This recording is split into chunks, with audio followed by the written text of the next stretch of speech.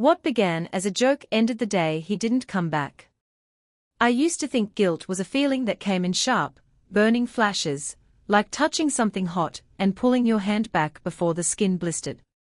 But guilt isn't fire. It's water. Slow, rising, patient. It fills the cracks of your mind, seeps into the corners of your breathing, weighs down the bones you used to move so effortlessly. It doesn't shout, it whispers. It sits beside you in silence, waiting for the right moment to remind you why you don't sleep at night. And for 15 years, mine has had only one name, Derek. People tell stories about missing husbands all the time, runaways, kidnappings, crimes of passion, tragic accidents on lonely roads. But no one ever talks about the missing husbands who didn't disappear by force. The ones who simply stood still while the world pulled away from them. The ones who were pushed out of laughter that wasn't kind, out of jokes that cut deeper than knives, out of marriages where the cruelty came with a smile and a camera recording for the internet to see. Because no one wants to hear the truth, that sometimes the villain isn't the stranger in the shadows. Sometimes the villain is the woman sitting in her own living room, looking at her own reflection, wondering when she became unrecognizable. I wasn't always the kind of woman who could leave her husband at a gas station and drive away laughing. I remind myself of that sometimes, out of self-defense, maybe out of hope. When Derek and I first met, I was 22, and he was the definition of steadfast. A man who read the instructions before assembling furniture. A man who kept receipts in envelopes. A man whose idea of adventure was trying a new brand of yogurt. But he was good. Kind in ways that embarrassed me because I didn't know what to do with kindness. I married him because I thought goodness was something you acquired by proximity. Like if I stood close enough to his light, I'd reflect it. But marriage is not osmosis. His kindness didn't seep into me. My selfishness seeped into him. I remember the day clearly, not because I want to, but because my mind has replayed it so many times it smoothed the memory into something sharp enough to bleed from. We were driving back from a weekend trip, me, Derek, and my 3 closest friends at the time, Taylor, the ringleader, Margot, the sarcastic one, and Jen, who would do anything to please the group even if it went against her own conscience. I used to think of them as my sisters. Now, I think of them as co-conspirators in a crime we committed laughing. It started as Taylor's idea. Of course it did. She was always the one poking at the people she saw as weak, testing their breaking points like a child experimenting with matches near dry grass. Derek, with his gentle voice and predictable routines, was an easy target. I had let them mock him for years because I told myself I didn't care. Because I wanted to belong to them more than I wanted to protect him. Because I was a coward. We pulled into a gas station, small, lonely, the kind of place where time seemed to slow down. Derek got out to buy us drinks while Taylor whispered, "Let's prank him. Drive off a bit. Just to see his face." I should have said no. I should have told her to grow up. I should have stood by the man who had stood by me through every version of myself. Instead, I said the words I regret more than any lie I've ever told, "Fine. Just a minute." He came back out carrying the drinks in a little cardboard tray. He always remembered what everyone liked. Even Taylor, who made fun of him the most. She liked diet soda with lime. He bought it every time without fail. He had this small smile on his face, the smile of someone who thought he belonged, who believed the people sitting in that car loved him because he loved them. And then we drove off. Not fast, not far.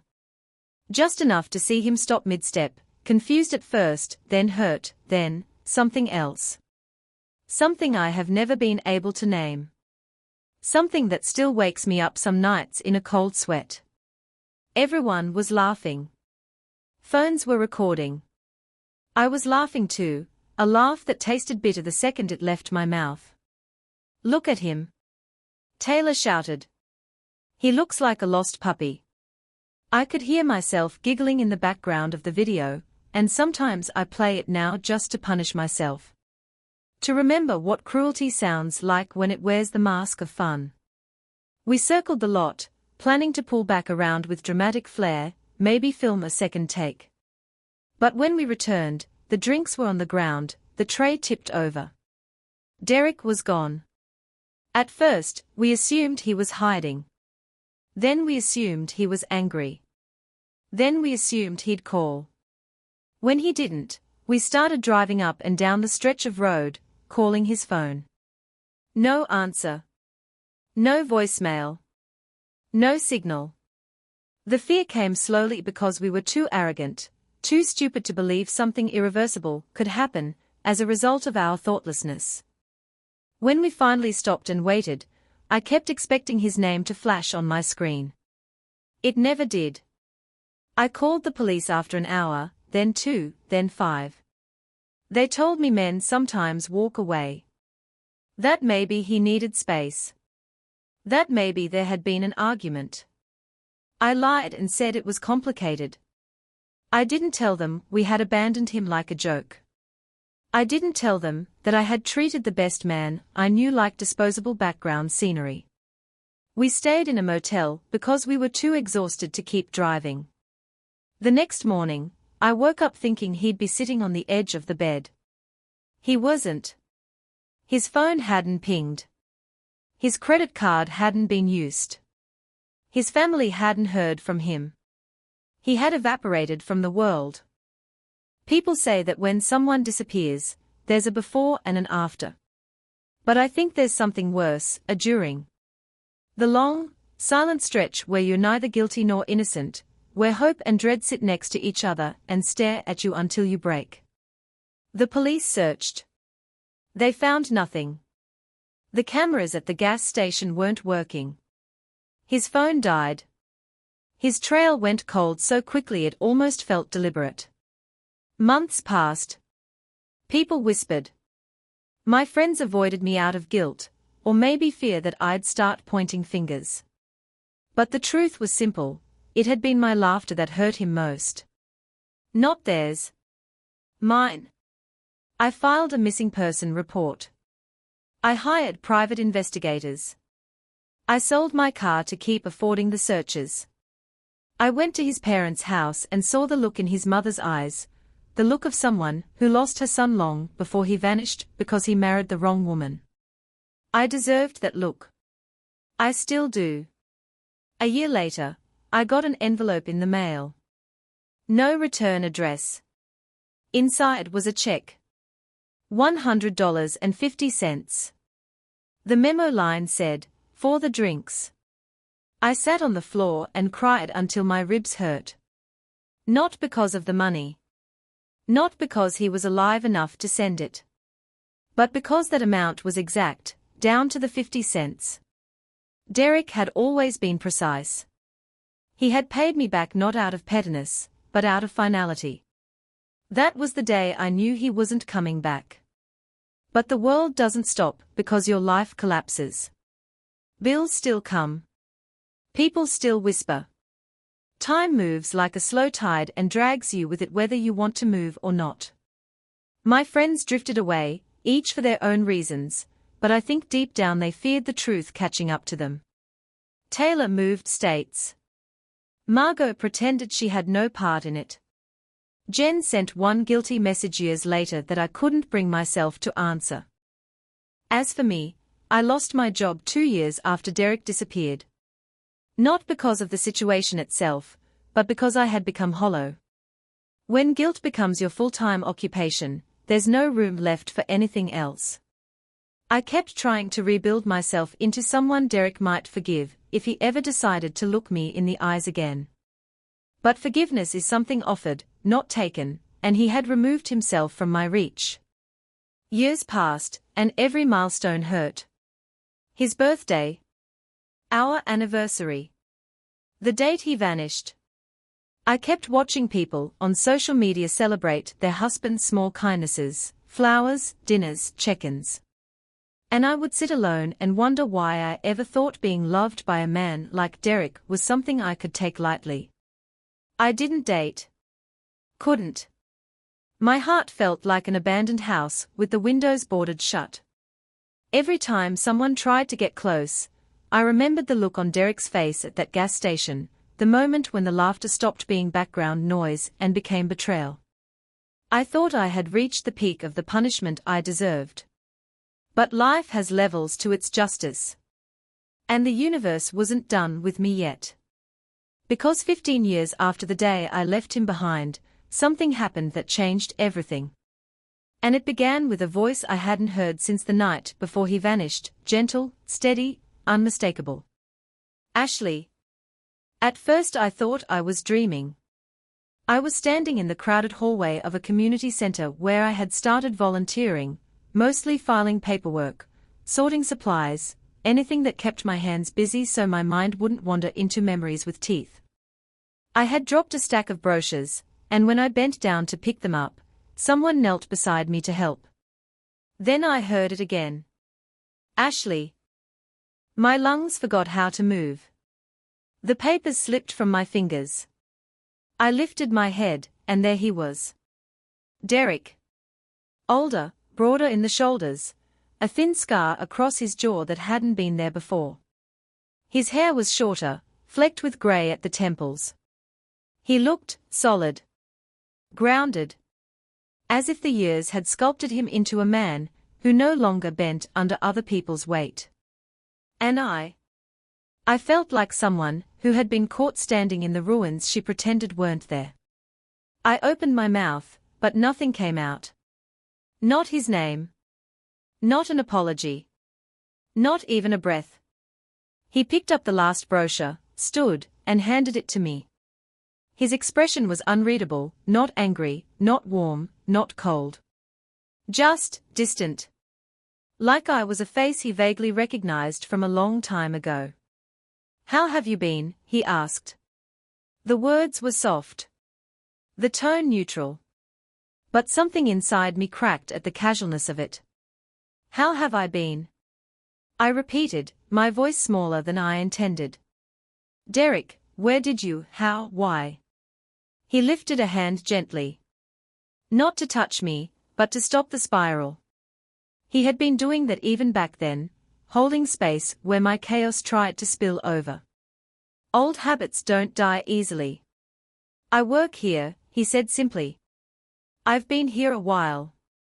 That stung more than anger would have. He had built a life, an entire life, somewhere I never thought to look. Somewhere quiet. Somewhere kind. Somewhere without me. I swallowed, my hands trembling. Derek. I looked for you. 4 years. I hired people. I know, he said softly. I watched from a distance for a bit. Until it wasn't healthy anymore. My heart thudded. Why didn't you come back? Why didn't you call me? Why didn't you? Because you left me, he said, not unkindly, but undeniably. At a gas station. Like it was funny. I flinched. Those words were heavier than any accusation, because they weren't accusations. They were facts. Plain, simple, and devastating. I didn't mean for. I know, he said again. You didn't mean for me to disappear. You didn't mean to hurt me. You didn't mean for it to go too far. You didn't mean for that joke to become the moment my life changed. He paused, his eyes meeting mine for the first time fully. Not glancing. Not polite. Direct. Honest. But you meant the laugh. My throat closed. And that, he continued quietly, was enough. I pressed my fingers against my lips as if that could push back the tears. Derek, I'm so sorry. I believe you. He nodded. I don't think you were evil. I think you were young. And scared. And trying to impress people who didn't deserve your loyalty. That should have comforted me. It didn't. Because forgiveness without warmth is worse than anger. It means the chapter has closed, and you're no longer a character within it. Are you married? I forced myself to ask, though my voice wavered. He hesitated. Not long, but enough for my heart to prepare itself for the answer. Yes. I felt something inside me fold in on itself. She's good to you. He softened just slightly. Better than I knew to ask for. I nodded. I don't know how I stayed standing. The polished floor felt like thin ice. She knows about me. I whispered. He exhaled. She knows everything. That surprised me. Everything. Every mistake. Every fear. Every part of my past, including the parts that hurt. His eyes didn't leave mine. She knows because she asked. And because she listened. The contrast was a knife. Not because he meant for it to be, Derek was incapable of weaponizing his words, but because truth hurts even in gentle form. What happened that day? I asked finally. After we drove off. He looked past me for a moment, as if remembering a version of himself he had long outgrown. I walked, he said. Didn't know where I was going. Didn't care. I just knew I couldn't wait to see if you came back. I'd waited in that relationship long enough. I flinched, but I didn't interrupt.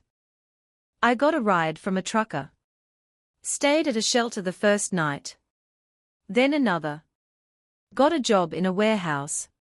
Saved money. Moved. Changed my number. Changed everything. You didn't want to be found, I whispered. I didn't want to be hurt again, he corrected gently.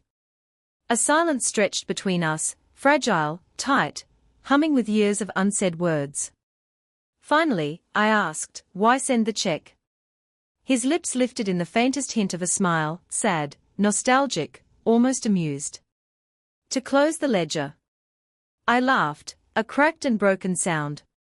You were always so exact. You valued me at 0 that day, he said quietly.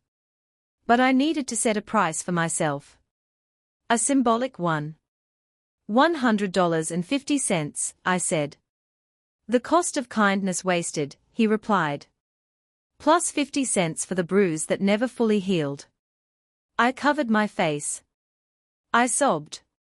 Not because he was cruel. Derek had never known cruelty. But because the truth in his words landed like a gentle hammer, quiet, steady, final. When I could finally breathe again, he spoke first. Ashley. I don't hate you. Somehow, that made it hurt more. I don't want you to feel empty, he continued. You were more than your worst moment. You still are. But I can't be the one to fill the spaces you lost. I wiped my face, my hands shaking. Can we at least talk sometimes? As friends. He hesitated again. But this time, the pause was warmer, kinder. Yes, he said softly. As friends. If you're ready for that to mean something different than what we once were. I nodded. I would take scraps if that was all I deserved. But Derek wasn't offering scraps. He was offering boundaries, clear, honest, peaceful boundaries that he had carved through years of healing. We talked for a few more minutes, surface things, small things, things that fit the version of us that existed now. Two people with shared history, not shared futures. When he finally excused himself to return to his work, he gave me a small nod and a tired, gentle smile. It's good to see you doing better, he said before turning away. And just like that, he walked down the hallway and around a corner. But this time, he wasn't a man disappearing. He was a man choosing where he belonged. And I wasn't a woman being left behind. I was a woman learning what it meant to stand alone without collapsing. After he left, I sank onto a bench. The silence around me felt different now, not empty, but instructive. Painful, but clean. As if someone had finally opened a window in a room I'd kept sealed for too long. Seeing Derek didn't destroy me. It freed me. For years, I had lived in punishment, thinking that was the only way to honor the man I hurt. But Derek didn't need my suffering. He needed his peace. And he had found it. Not with me, but because he chose himself when I failed to choose him. The real punishment was realizing I could have had a life with him. A good one. A stable one.